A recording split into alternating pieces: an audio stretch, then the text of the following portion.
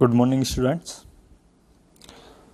हमने last lecture थे उनमें मौलिक अधिकार, जो हमारे फंडामेंटल राइट्स और जो राज्य के नीति निर्देशक तत्व थे डीपीएसपी, वो भी डिस्कस किए, उनसे रिलेटेड क्वेश्चन आंसर भी किए। तो उसी क्रम को आगे बढ़ाते हुए जो आज का ये लेक्चर है उसका जो टॉपिक है वो है मौलिक कर्तव्य। क्योंकि जब हमारे पास मौलिक अधिकार हैं तो उनके साथ साथ कुछ मौलिक कर्तव्य भी होने चाहिए। तो आज उसी की बात करते हैं, मौलिक कर्तव्य, जिसे फंडामेंटल ड्यूटीज़ के नाम से भी जाना जाता है इंग्लिश में। तो हम उसी की बात करते हैं। फंडामेंटल ड्यूटीज़ जो है वो हमारे संविधान के भाग 4A में दिए गए। अगर हम एक बात देखें, क्या इस जो मौलिक कर्तव्य हैं हमारे संविधान में पहले से ही हैं या मूल संविधान में थे? तो नहीं, मौलिक कर्तव्य हमारे मूल संविधान में नहीं थे। जो मौलिक कर्तव्य हैं इनको 42वें संविधान संशोधन, जो कि 1976 में हुआ था, उसमें जोड़ा गया है। उसमें भी जो स्वर्ण सिंह समिति है एक वो बनाई गई थी और उसके जो रिकमेंडेशन था उसकी अनुशंसा पर इसे जोड़ा गया।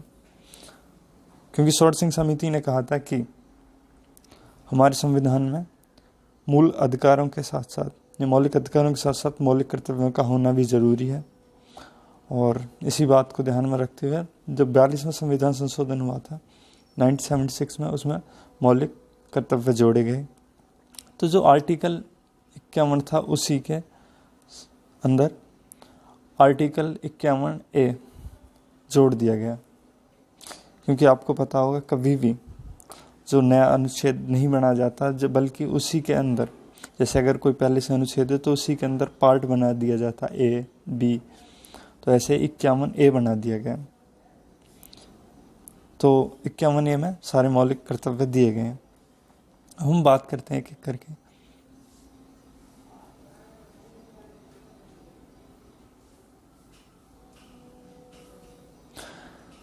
जो मौलिक अधिकार और जो मौलिक कर्तव्य वो एक दूसरे के पूरक माने जाते हैं, बट दोनों में अंतर यही है कि जो मौलिक अधिकार हैं वे वाद योग्य हैं, बाध्यकारी भी हैं और वो राज्य के खिलाफ दिए गए हैं, जबकि मौलिक कर्तव्य वाद योग्य नहीं है और न ही ये बाध्यकारी है।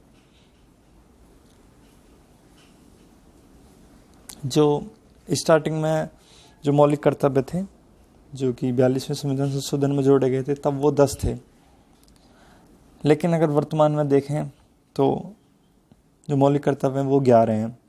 तो जो एक मौलिक कर्तव्य है वो कहाँ से ऐड होता है, तो हम उसकी बात करते हैं।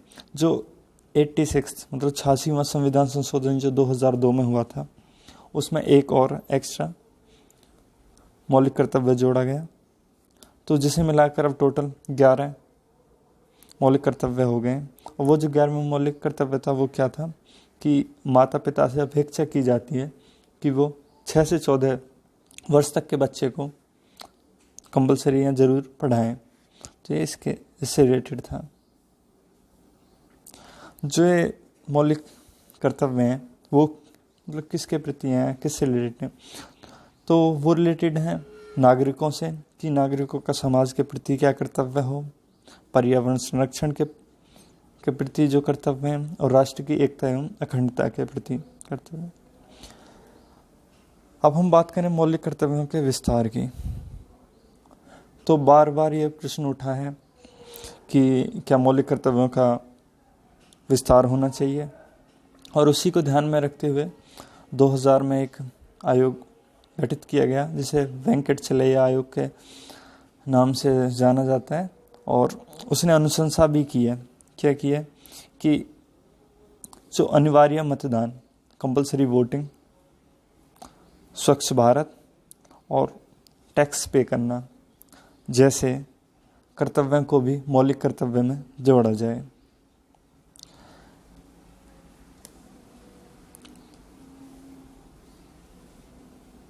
अगर हम बात करें प्रासंगिकता की कि ये मौलिक अधिकार उनके साथ साथ ये मौलिक कर्तव्य कहाँ तक उचित हैं, तो हम उसकी बात करें तो सीधी सी बात है कि अगर किसी को कुछ अधिकार दिए गए तो उसके साथ उसके कुछ नैतिक कर्तव्य भी बनते हैं, जिससे कि क्या कि एक कल्याणकारी राज्य की स्थापना में वो सहायक हो सकते हैं। और कहीं ना कहीं अगर हम देखें तो जो मौलिक कर्तव्य हैं उनसे राष्ट्रवाद की भावना का विकास आता है। जो वहाँ के नागरिक हैं उनमें अपने राष्ट्र के प्रति भावनात्मक विकास आता है। कहीं ना कहीं वो अपने आप को राष्ट्र के जो कार्य हैं एक अच्छे राष्ट्र बनाने में अपने आप को समर्पित करते हैं उनके वो कार्य। हम यहाँ पे जितने भी जो 11 मौलिक कर्तव्य हैं इनकी एक करके बात कर लेते हैं कि वो कौन कौन से हैं। तो जो सबसे पहला है, संविधान का पालन करें, उसके आदर्शों संस्थाओं राष्ट्रध्वज और राष्ट्रगान का आदर करें। अगर दूसरे की बात करें तो स्वतंत्रता के लिए हमारे राष्ट्रीय आंदोलन को प्रेरित करने वाले उच्च आदर्शों का, मतलब जिन महान भावों का भी हमारे राष्ट्रीय आंदोलन और जो स्वतंत्रता दिलाने में सहयोग रहा, हमें उनके आदर्शों को अपने हृदय में संजोए रखना है, मतलब उनको सम्मान देना है, उनकी भावनाओं को। अगर तीसरे मौलिक कर्तव्य की बात करें तो इसमें लिखा है कि भारत की संप्रभुता, एकता और अखंडता की रक्षा करें और उसे अक्षुण्ण बनाए रखें। नंबर 4, देश की रक्षा करें और आह्वान किए जाने पर राष्ट्र की सेवा करें। नंबर 5, भारत के सभी लोगों में समरसता और समान पात्रत्व, मतलब भाईचारे की भावना का निर्माण करें, जो धर्म, भाषा, प्रदेश या वर्ग पर आधारित सभी भेदभावों से परे हो, तथा ऐसी प्रथाओं का त्याग करें जो स्त्रियों के सम्मान के विरुद्ध हो। नंबर 6, हमारी सामाजिक संस्कृति की गौरवशाली परंपरा का महत्व समझें और उसका परिरक्षण करें। तो आप यहाँ देख रहे होंगे कि इन सभी में वही बातें लिखी हैं जिससे एक नागरिकों के मन में कहीं ना कहीं राष्ट्रवादी की भावना उत्पन्न होती है। और इसमें जो बात किया गया कि हमें ये जो भेदभाव, जातिवाद, क्षेत्रवाद, इन सब को त्यागते हुए कहीं ना कहीं एकता की बात की गई है, जो कि एक कल्याणकारी राज्य के निर्माण में बहुत सहायक है।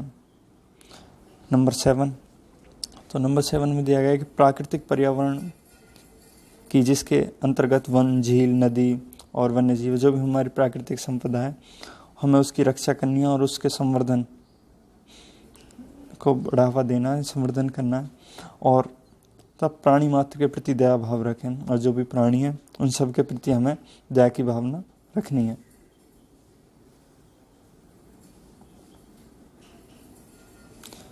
बात करें नंबर 8 की, तो वैज्ञानिक दृष्टिकोण, मानववाद तथा ज्ञानार्जन तथा सुधार की भावना का विकास करें। नंबर 9, सार्वजनिक संपत्ति को सुरक्षित रखें तथा हिंसा से दूर रहें। यही कि हमारी जो गवर्नमेंट प्रॉपर्टी है या पब्लिक प्रॉपर्टी है, हमें उसकी सेफ्टी करनी है, उसकी रक्षा करनी है। नंबर 10, व्यक्तिगत तथा सामूहिक गतिविधियों के सभी क्षेत्रों में उत्कर्ष की ओर बढ़ने का सतत प्रयास करें, जिससे राष्ट्र निरंतर आगे बढ़े और प्रयत्न और उपलब्धियों की नई ऊंचाइयों को छू ले। मतलब जो भी, भले ही वो इंडिविजुअल हों या ग्रुप एक्टिविटी हों, उनमें हमें आगे की तरफ बढ़ने का प्रयास करना है, जिससे कि हमारे राष्ट्र का विकास हो और हमारा देश भी आगे बढ़े। नंबर 11, तो इसके अनुसार दिया है कि अभिभावकों का कर्तव्य, हमने पहले भी डिस्कस किया था और ये इम्पोर्टेंट भी है क्योंकि अलग है, ये 11वां जोड़ा गया है 86वें संविधान संशोधन 2002 के द्वारा, कि जो भी अभिभावक हैं वो अपने बच्चों को 6 से 14 वर्ष तक की आयु के जितने बच्चे उनको शिक्षा प्राप्त करने का अवसर प्रदान करें। अगर वो, तो इसका सीधा सा मतलब ये है कि अगर जो बच्चे हैं वो शिक्षा प्रदान करेंगे तो वो कहीं ना कहीं राष्ट्र के विकास में सहयोग करेंगे और राष्ट्र आगे बढ़ेगा। अंत में हम यही बात करेंगे कि जो मौलिक कर्तव्य हैं उनकी उपयोगिता। तो मौलिक कर्तव्य देशभक्ति की भावना को बढ़ावा देते हैं, भारत की एकता को बनाए रखने के लिए भारत के सभी नागरिकों के मौलिक दायित्वों तथा सभी नागरिकों के नैतिक दायित्वों के रूप में इन्हें परिभाषित किया गया है। तो आप सभी को ये जो वीडियो लेक्चर है समझ में आया होगा, और जो इससे रिलेटेड जो क्वेश्चन आंसर हैं वो हम जो नेक्स्ट वीडियो लेक्चर है उसमें डिस्कस करेंगे, जो बहुत इंपॉर्टेंट रहेंगे। और वहाँ ऑलमोस्ट हम जो सब जितने भी इससे क्वेश्चन बनेंगे उन सभी का हम डिस्कस करेंगे। और मुझे उम्मीद है कि, और आप सभी लोगों से मेरी रिक्वेस्ट है कि वीडियो को अगर देखें तो फिर कंप्लीट देखें, ताकि आप जिस चीज़ को समझ रहे हैं उसको पूरी समझें, और ताकि जिससे कि वो आप कभी टाइम पे एग्ज़ाम टाइम हो या कहीं भी तो वो आपके काम आ सके। ऐसा नहीं है कि आपने थोड़ा देखा फिर उसे छोड़ दिया, तो उससे क्या है कि वो पूरी बात समझ में नहीं आएगी और वही अधूरा ज्ञान बेकार। तो इसलिए पूरी देखें। And thank you for watching, और इसे लाइक करें, और जो भी स्टूडेंट्स हों उनके लिए इसे शेयर करें ताकि ये सभी के काम आ सके।